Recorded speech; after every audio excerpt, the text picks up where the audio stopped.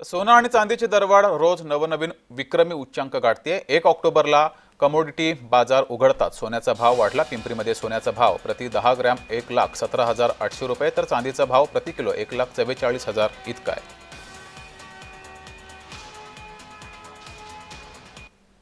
सोनं म्हणजे स्त्रीच्या अगदी जिव्हाळ्याचा तो प्रश्न आहे म्हणा किंवा जिव्हाळ्याचा विषय आहे तो। प्रत्येक स्त्रीला असं वाटतं की अगदी मेड असो किंवा एखादी ऑफिसर असो, प्रत्येकाला हे गोल्ड म्हणजे त्यांचा खूप जिव्हाळ्याचा विषय आहे। मला असं वाटतं की सरकारने याकडे खरंच लक्ष द्यायला पाहिजे की प्रत्येकाला ते थोडं तरी घेता यायला पाहिजे।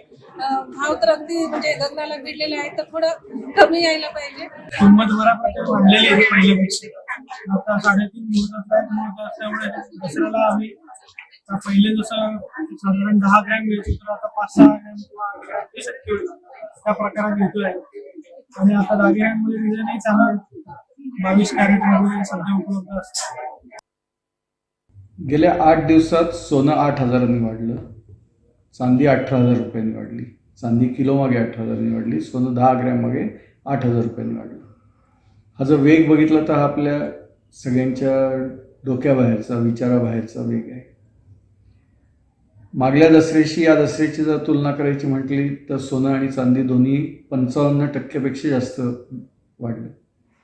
सोनं मागल्या दसऱ्याच्या सुमारास 76,000 रुपये प्रति 10 ग्रॅम होतं, आज ते 1,17,000 रुपये प्रति 10 ग्रॅम आहे। त्याच्यावरती 3% GST ॲड केला तर जवळपास सोन्याची किंमत 1,20,000 रुपये 10 ग्रॅमला क्रॉस करून गेली।